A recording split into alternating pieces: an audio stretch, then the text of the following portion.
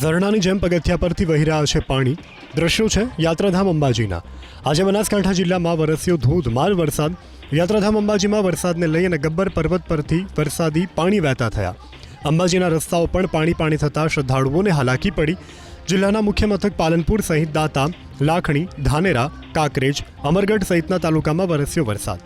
આ દ્રશ્યો છે પાલનપુર શહેરના, જ્યાં એરોમા સર્કલની પાસે હાઈવે ઉપર પાણી ભરાયા. હાઈવે વરસાદી પાણીમાં ગરકાવ થતાં વાહન ચાલકોને ભારે હાલાકી વેઠવી પડી. તો પાથાવાડા માર્કેટ યાર્ડ નજીક પણ હાઈવે ઉપર ભરાયા પાણી, જેને લઈ અને ખેડૂતોને મુશ્કેલી પડી. હાઈવે ઉપર પાણી થતાં વાહન ચાલકો મુકાયા મુશ્કેલીમાં. દાંતા તાલુકામાં મુશળધાર વરસાદ વરસ્યો. સવારથી જ દાંતા તાલુકામાં વાદળછાયું વાતાવરણ હતું. બપોર થતાં ભારે પવનની સાથે વરસાદ તૂટી પડ્યો. ધોધમાર વરસાદને લઈ ઘઉં, બટાકા, જીરું, એરંડા સહિતના પાકને ભારે નુકસાનની ભીતિ છે. ધાનેરા શહેર અને તાલુકામાં પણ ધોધમાર વરસાદ વરસ્યો.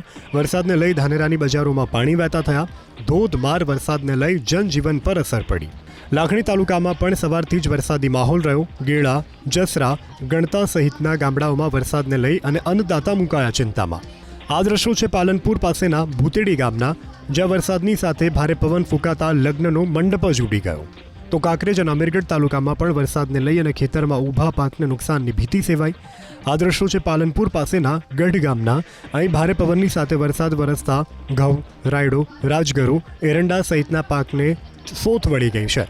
ખેતરમાં ઊભો પાક તૈયાર હતો, કાપણીનો જ સમય હતો, ત્યાં જ વરસાદ તૂટી પડતા પાક નષ્ટ થઈ ગયો.